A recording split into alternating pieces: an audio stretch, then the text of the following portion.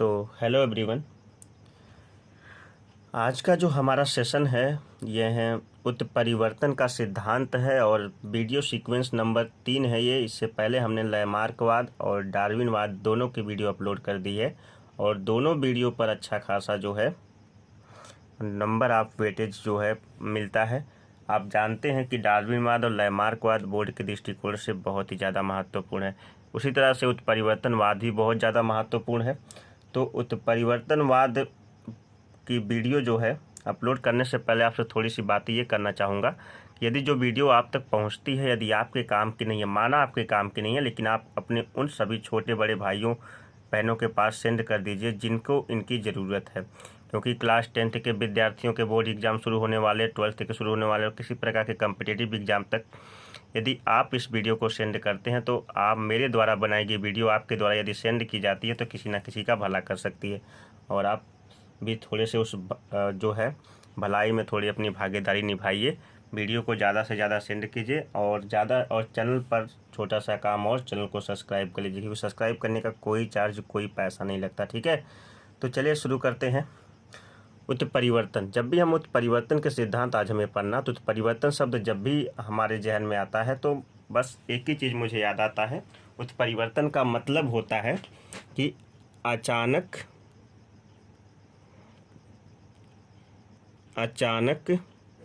हुआ परिवर्तन।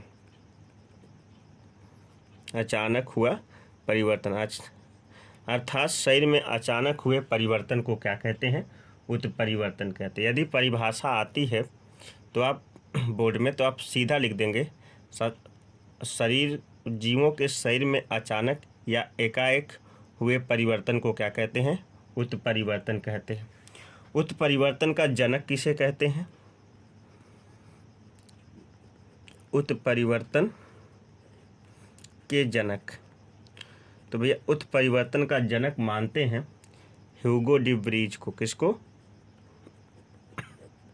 Hugo de Vries को जो है उत्परिवर्तन का जनक मानते हैं। इन्होंने जो अपना प्रयोग किया था एक पौधा है इवनिंग प्रिमरोज,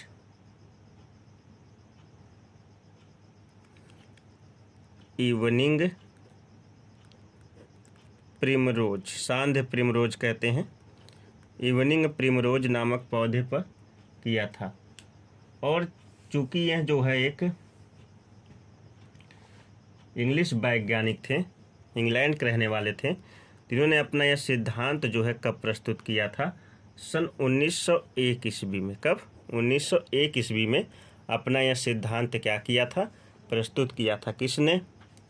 तो इनका नाम था ह्यूगो डी व्रीज ने। ये बात आपकी पूरी तरह से समझ में आ रही होगी, उम्मीद करता हूँ। आगे जो है उत्परिवर्तन का तात्पर्य है किसी जीव के शरीर में अचानक हुए परिवर्तन को उत्परिवर्तन कहते हैं। अब ये उत्परिवर्तन का कारण क्या क्या हो सकता है? तो हेडिंग ये पड़ सकती है उत्परिवर्तन के कारण।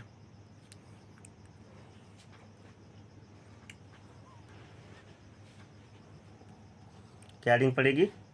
उत्परिवर्तन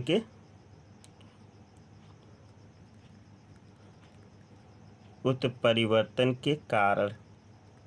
ध्यान दीजिएगा, उत्परिवर्तन किसे कहते हैं?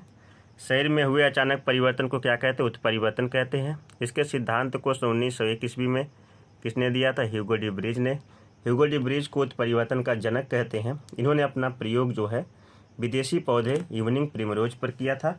और उत्परिवर्तन का कारण क्या हो सकता है?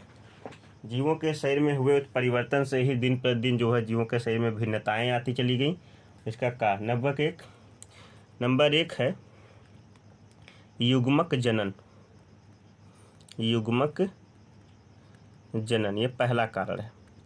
युग्मक जनन में इन्होंने क्या बताया कि युग्मक निर्माण, जब भ्रूण बनता है ना, जब मादा के गर्भ में भ्रूण बनता है, निर्माण के समय गुणसूत्र में द्विगुणन हो जाता है या अर्धसूत्री विभाजन में किसी प्रकार की त्रुटि हो जाती है, गलती हो जाती है। जब भी क्या होता, भ्रूण का निर्माण होता है तो उसके कोशिकी विभाजन में, चाहे वो अर्धसूत्री विभाजन हो चाहे द्विगुणन विभाजन हो, इसमें किसी प्रकार का क्या हो जाए, किसी प्रकार का यदि त्रुटि हो जाती है तो भी क्या हो जाता है, उत्परिवर्तन हो जाता है। उत्परिवर्तन से भिन्नताएं होती हैं। क्या होती हैं? भिन्नताएं। और भिन्नताएं जो है क्या हो सकती हैं? भिन्नताएं जो है लाभदायक और कभी कभी क्या होती हैं, हानिकारक भी हो सकती हैं। हानिकारक मतलब रोगों का रूप धारण कर सकती हैं, रोगों का रूप धारण कर सकती हैं। ये बात समझ में आई। नंबर 2 है शारीरिक दशाएं। शारीरिक दशाएं नंबर 2। शारीरिक दशाओं में क्या है, कभी कभी असामान्य शारीरिक दशाओं जैसे हार्मोन्स का असामान्य प्रवाह हो रहा है, शरीर का ताप जो है, इस प्रकार की चीज़ों में गड़बड़ी होने से भी जो है, उपापचय क्रियाओं में गड़बड़ी होने से भी क्या हो जाता है, शरीर की दशाएं बदल जाती हैं और उत्परिवर्तन हो जाता है। उत्परिवर्तन हो जाता है। उत्परिवर्तन का परिणाम अधिकांश तो घातक ही देखा गया है। ठीक है ना। तो शारीरिक दशाएं जब भी बदलेंगी तो हो सकता है शरीर में उत्परिवर्तन हो जाए। नंबर 3 है वातावरणीय दशाएं। वातावरणीय दशाओं के बदलने से भी क्या क्या कहा था लैमार्क ने, वातावरण का सीधा प्रभाव। आपने नियम पढ़ा है ना। तो युग्मक निर्माण के समय जब भी भ्रूण बन रहा होता है ना माता के गर्भ में, तभी ताप अकस्मात कमी होने के कारण भी, किसी प्रकार की वातावरणीय दशाओं का पड़ने के कारण भी क्या हो सकता है, उत्परिवर्तन हो सकता है। ठीक है। तो ये इसका सीधा जो है कहाँ प्रभाव जाता है, भ्रूण पर। उसके बाद विकिरणों का प्रभाव। नंबर 4 क्या है, विकिरणों का प्रभाव। और जो ये विकिरणों का प्रभाव है, प्रकृति में अत्यधिक ऊर्जावान विकिरण हैं। अल्फा बीटा गामा रेडिएशन, कौन कौन सी रेडिएशन है ना, जब इन रेडिएशन का प्रभाव जो है किस पर, मानव भ्रूण पर या फिर पेड़ पौधों के अंकुरण पर पड़ता है ना, अंकुरण पर पड़ता है, तो फिर उनमें क्या हो जाता है, भिन्नताएं उत्पन्न हो जाती हैं। क्या उत्पन्न हो जाती हैं, भिन्नताएं। और ये अचानक हुई जो भिन्नताएं होती हैं उन्हें हम क्या कहते हैं, उत्परिवर्तन कहते हैं। शॉर्ट में लेकिन बहुत सारी जानकारियों के साथ उत्परिवर्तन यहीं पे समाप्त हो जाता है। आइए एक बार दोहरा लेते हैं। उत्परिवर्तन, अचानक हुए परिवर्तन को उत्परिवर्तन कहते हैं। इस सिद्धांत को, उत्परिवर्तन के सिद्धांत को सन 1901 ईस्वी में ह्यूगो डी ब्रीज नामक वैज्ञानिक ने दिया था। इनको उत्परिवर्तन का जनक भी मानते हैं। इन्होंने अपना पहला प्रयोग उत्परिवर्तन पर यूनिंग प्रिमरोज पर किया था। उत्परिवर्तन का कारण क्या है, सबसे पहले युग्मक जनन है। जब भी क्या होता है, भ्रूण का निर्माण हो रहा होता है, तो कोशिकीय में जो परिवर्तन, कोशिकीय दशाओं में जो परिवर्तन, चाहे वो समसूत्री विभाजन, अर्धसूत्री विभाजन, द्विगुणन में किसी प्रकार की आई त्रुटि के कारण जो शरीर में उत्परिवर्तन उत्पन्न हो सकता है। नंबर 2 है शारीरिक दशाएं।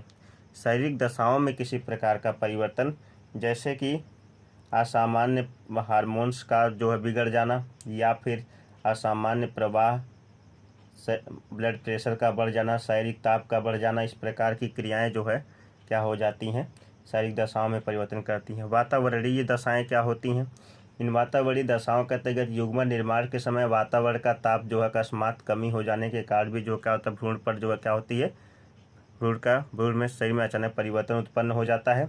या विकिरणों के प्रभाव से भी alpha beta gamma X ray, जो भी आप कहते हैं वाई रे गामा रे, ये सारी जो कीड़े होती हैं, इनका जो है भ्रूण पर या पादप जो है अंकुरण पर पड़ने के कारण भी क्या हो जाता है, उनमें अचानक भिन्नताएं उत्पन्न हो जाती हैं।